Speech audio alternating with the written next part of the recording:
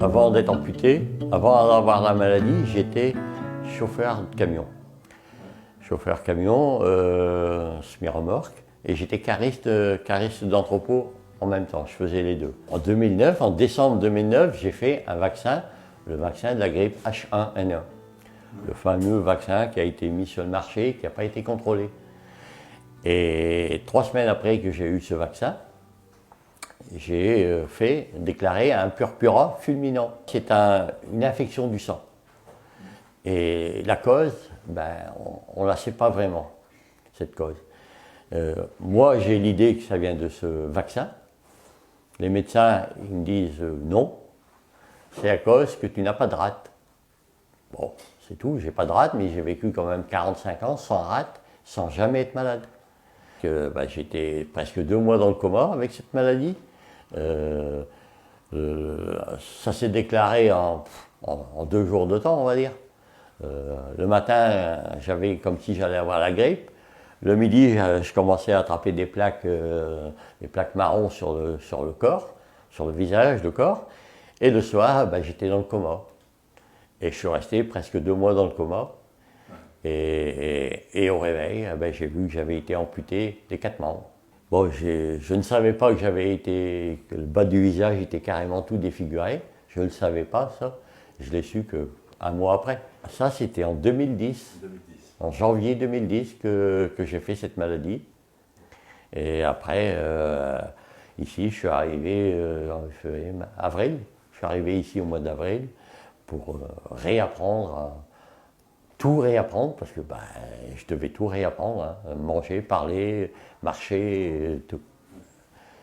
Le premier truc que je voulais faire, remarcher. Et je leur ai même dit, je suis arrivé ici, j'avais dit, je suis arrivé ici à Berck, mais je dis, il faut que ça bouge, j'ai dit.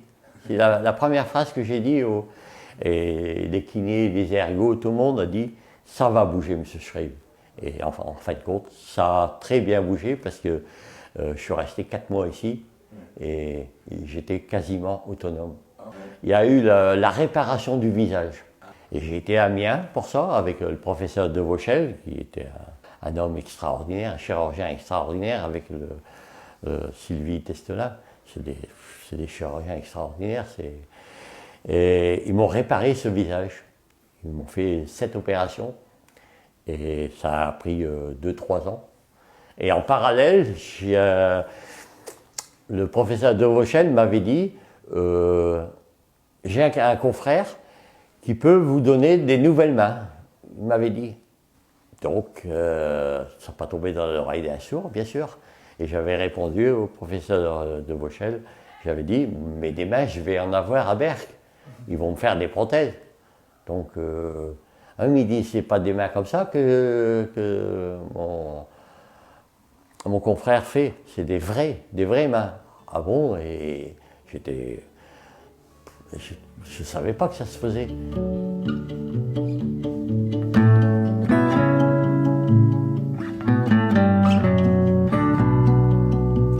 Oui, j'ai été une paire d'années sur Lyon pour faire des bilans, des examens, des scanners.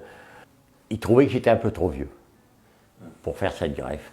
Mais ils ont vu que j'avais un super mental et que j'étais motivé. Bon, et ils ont demandé pourquoi je voulais être greffé alors que je faisais tout avec les moignons. Au début, je ne savais pas le dire. Pourquoi? Je voulais des mains, mais je ne savais pas dire pourquoi. Et avec le temps, j'ai remarqué que ce qui me manquait, c'était les bras pour prendre les gens dans les bras, faire des câlins, faire tout ça. Et ça, je ne savais plus le faire et ça m'embêtait un peu.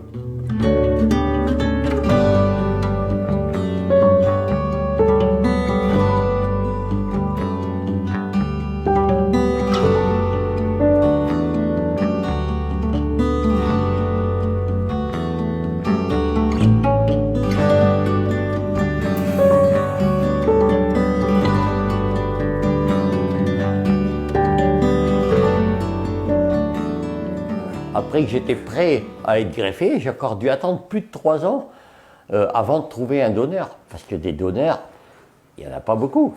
Il y a des donneurs pour le cœur, et pour le poumon, pour tout ça. Mais des bras, il n'y en a pas. Il n'y a pas de donneur pour ça. J'ai eu un coup de téléphone par les professeurs de Lyon, comme quoi ils avaient un donneur.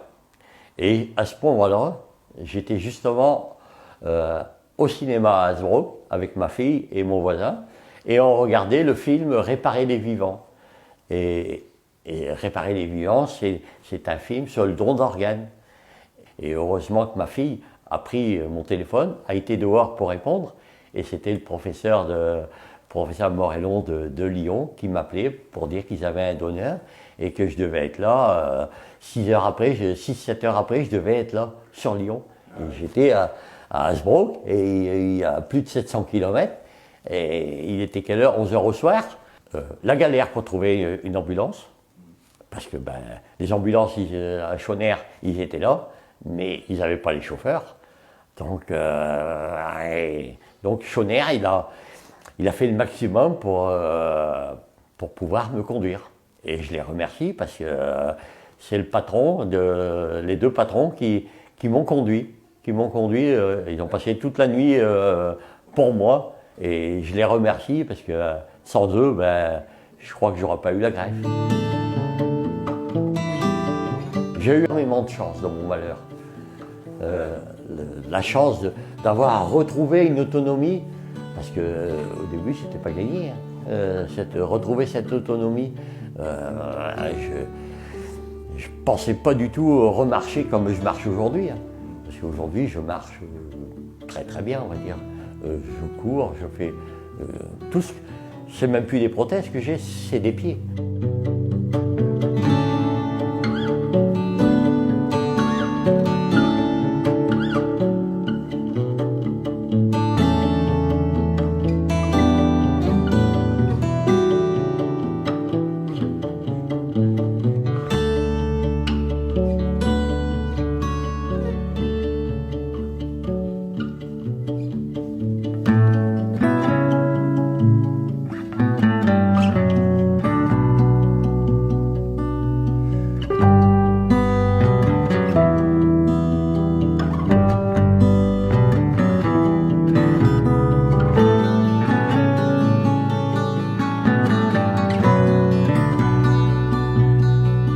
On l'a eu depuis le début. Depuis le début, ouais, depuis 2010, c'est Régine et ses collègues qui m'ont pris en charge et que. Il fallait tout réapprendre, hein, c'est une deuxième naissance.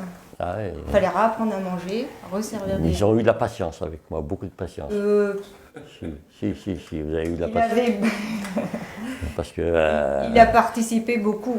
Oui, peut-être, mais vous m'avez bien soutenu. Mais bon, c'est un modèle de vie, c'est un modèle de courage.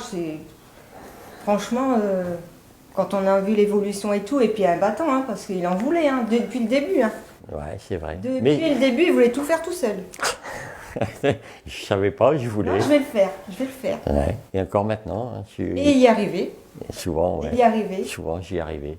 Souvent, il demandait, je fais comment pour faire ça? Ouais. On lui montrait une fois, et puis, bon, j'essaye. Hop, parti. Ouais. Mais vous m'avez soutenu tout le temps. Vous m'avez toujours là. Et... On se dit, il n'y arrivera pas, hein, c'est pas possible. Et si. Et c'est comme ça que ça donne du courage. Ça donne du courage quand on voit qu'on peut y arriver. Maintenant, c'est le modèle de tout le monde maintenant. Il a toujours voulu avoir son autonomie. Et de toute façon, je me suis battu pour ça. Hein, c'était mon principal objectif. Hein. Revivre, je ne veux pas dire comme avant, mais presque comme avant. Hein, ne pas trop dépendre de quelqu'un. À partir du moment où il a demandé l'histoire de sa maladie. Ah, je voulais savoir. Et à partir de là, il a dit, faut que je me batte. Voilà, c'est ça.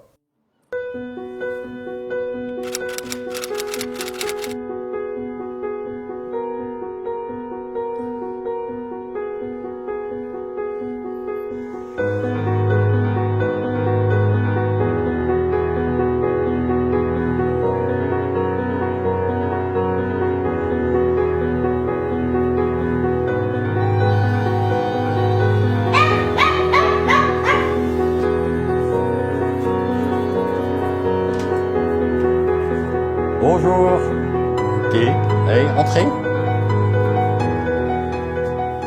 Le week-end, quand je rentre, la première chose, c'est laver les habits de la semaine, parce que la semaine, on salit ses habits, et le week-end, il faut les laver, et les plier, et les repréparer sa valise pour le dimanche soir.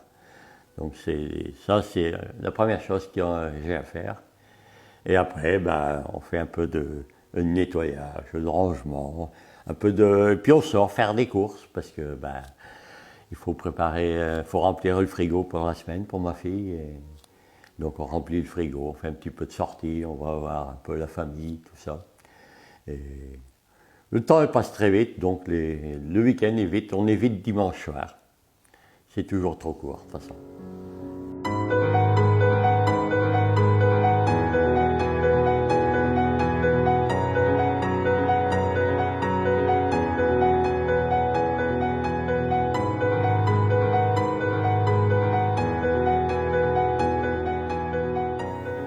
C'est une boule d'énergie, une boule de bonne humeur, une boule de mental aussi, parce que pour faire ce qu'il fait, il en faut là-dedans et puis voilà quoi.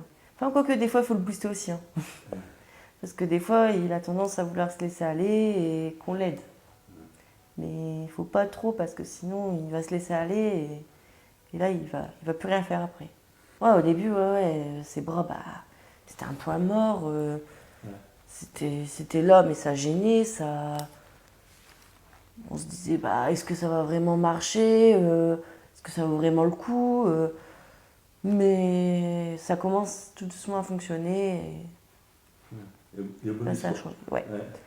Mais ce qu'il y a eu comme chance quand il a été amputé, c'est qu'il a réussi à garder beaucoup d'autonomie. Ça, est-ce que ça va lui apporter plus ou voire moins d'autonomie? À voir. Seul le temps le dira. Ah ouais, alors on dit mais c'est aussi parce qu'il a une tête de flamand, c'est vrai ça? Ça doit être ça. C'est vrai qu'on est assez dur. Hein. Dur avec nous-mêmes, peut-être un peu dur avec les autres personnes, mais on est surtout dur avec nous-mêmes.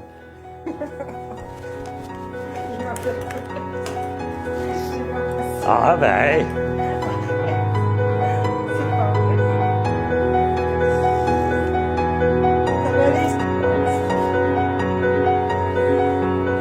Si je suis là, c'est grâce à vous.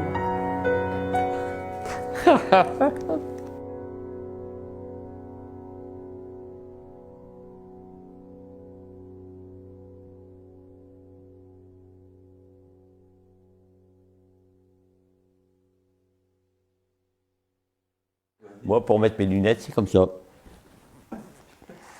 Et ça marche. Et ça marche super bien. Et tous des petits trucs comme ça.